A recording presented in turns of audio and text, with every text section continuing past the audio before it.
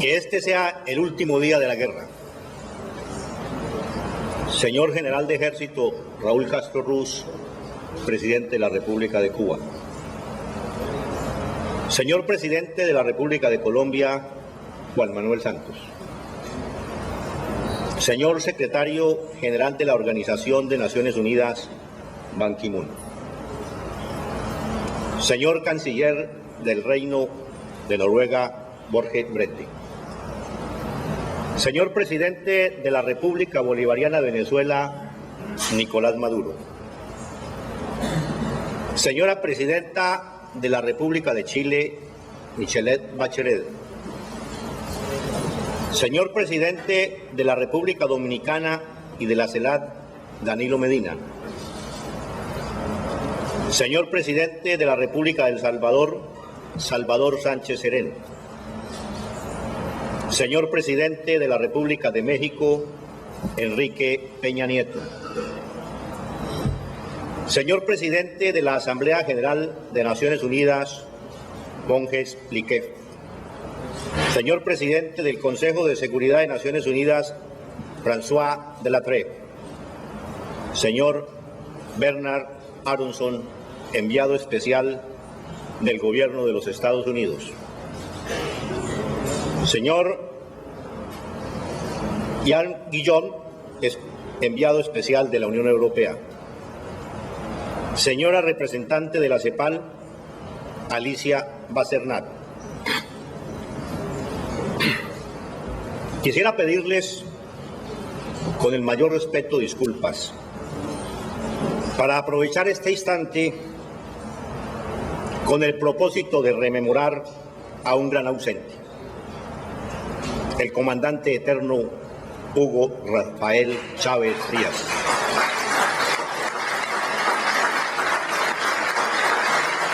Un guerrero por la paz de la América Latina y el Caribe, sin cuya valiosa iniciativa y gestión hubiera sido imposible arribar a este histórico acto.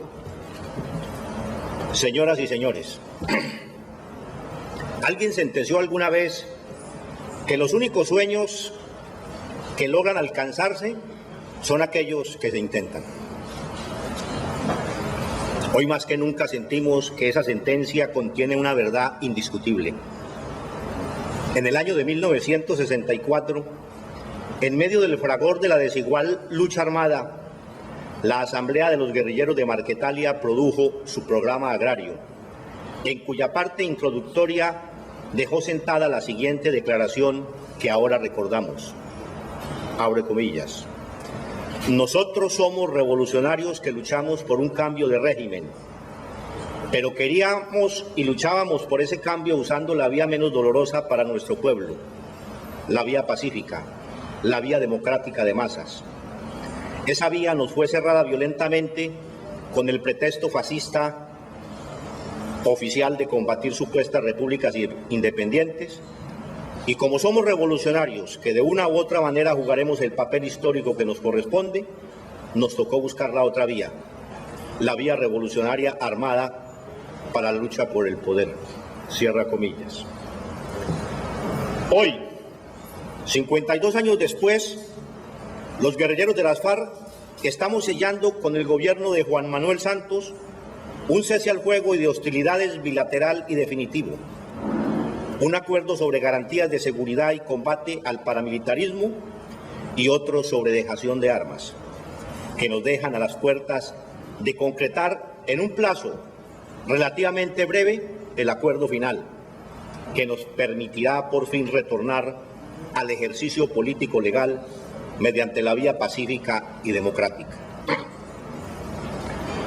Plantearlo antes de la Operación Marquetalia resultó absurdo para los poderes y partidos dominantes en la época, que decidieron apelar a la fuerza y el exterminio, animados por la convicción de que mediante las bombas y los fusiles podían acallar los clamores populares.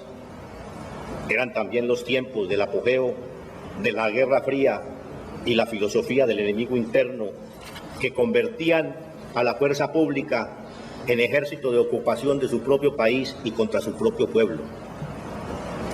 Los muertos, la sangre, la devastación y el horror que se les hubiera ahorrado a Colombia si en lugar de atender las voces fanáticas que llamaban irresponsablemente a la guerra, con apelación a los más absurdos argumentos, se hubiera escuchado a aquellos que llamaban al diálogo, a la solución que proponía acuerdos de presencia económica y social del Estado, al tiempo que democratizar el escenario político en un ambiente de tolerancia y respeto por la diferencia. Los 48 campesinos marquetalianos se convirtieron con las décadas en miles de mujeres y hombres alzados en armas que llegaron a poner en serios aprietos al Estado colombiano, pero que simultáneamente nunca dejaron de hablar de un acuerdo de paz por la vía de las conversaciones civilizadas. Fueron varios y dolorosamente frustrados los intentos por conseguirlo, pero siguieron intentándolo una y otra vez, y hoy vemos los frutos de su persistencia.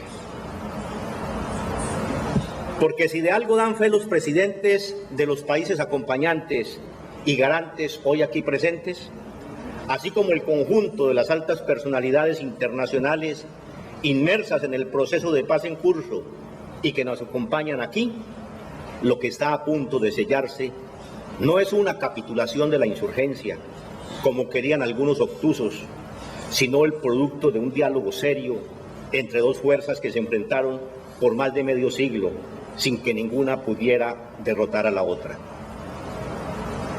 Ni las FARC, ni el Estado son fuerzas vencidas, y por ende lo pactado no puede interpretarse por nadie como el producto de alguna imposición de una parte a la otra.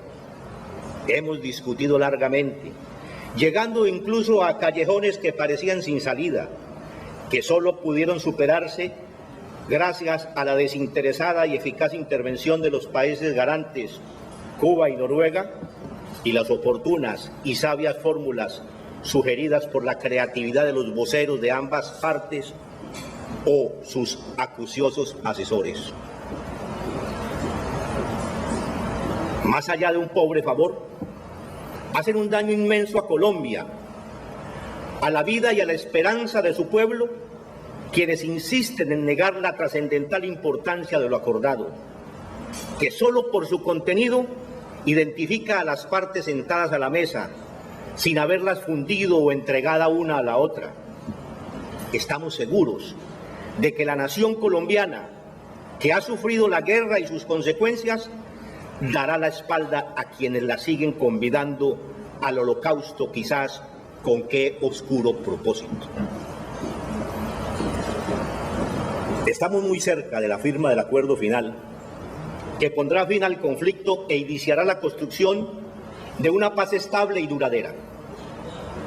Desde el principio sostuvimos que la firma de este acuerdo es la mejor oportunidad que tendrá nuestro país para enrumbarse hacia la justicia social y el progreso, sobre la base de que serán abiertas las compuertas de la democracia verdadera para que los movimientos sociales y políticos de oposición gocen de plenas garantías, y para que la voz de las comunidades en los escalones local, regional y nacional adquiera toda su importancia y pueda jugar un papel determinante en las decisiones públicas relacionadas con su futuro.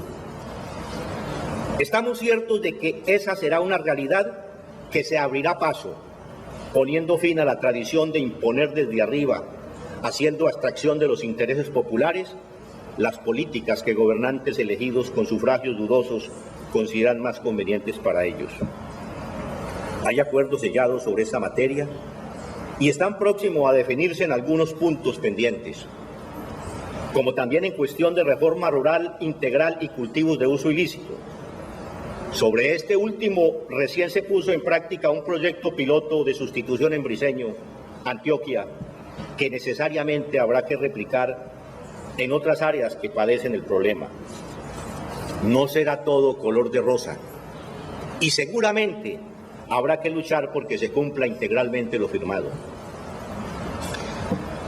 Porque como lo decía en el título de una de sus novelas el escritor colombiano Álvaro Salón Becerra, al pueblo nunca le toca.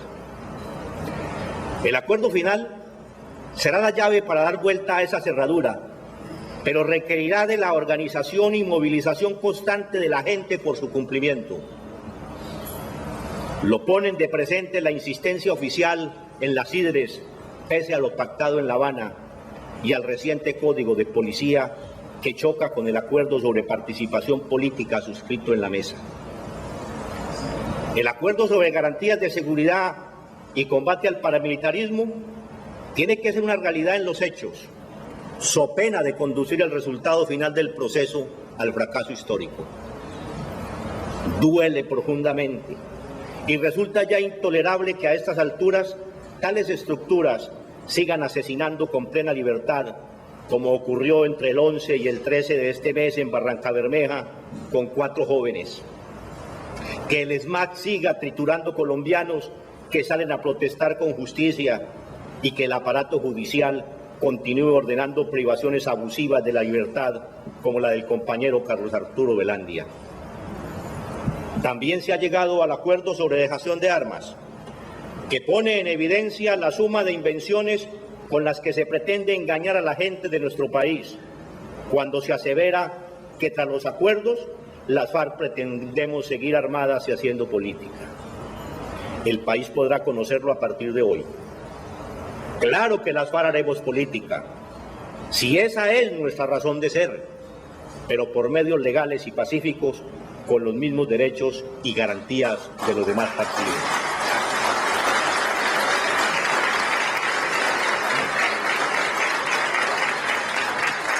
El Estado colombiano tendrá que hacer efectivo que a ningún colombiano se lo perseguirá por razones de sus ideas o prácticas políticas, que la perversa costumbre de incluir en los órdenes de batalla de las Fuerzas Armadas los nombres de los dirigentes de movimientos sociales y políticos de oposición tendrá que desaparecer definitivamente del suelo patrio.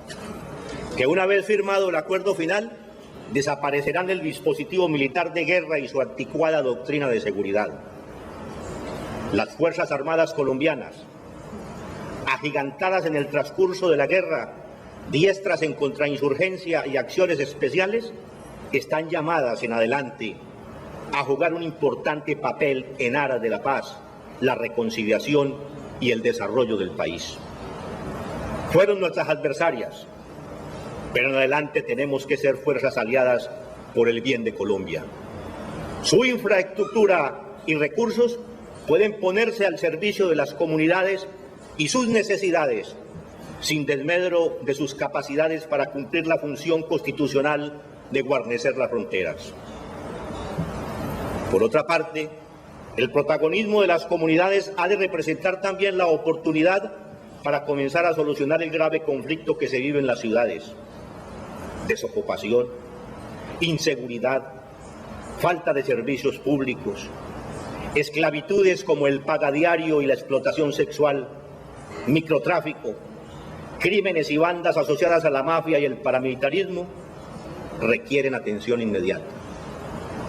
La paz rural debe significar una transformación participativa de las urbes. Necesitamos que en nuestro país se produzca efectivamente una definitiva reconciliación. Basta ya de la violencia y los delirios por ella.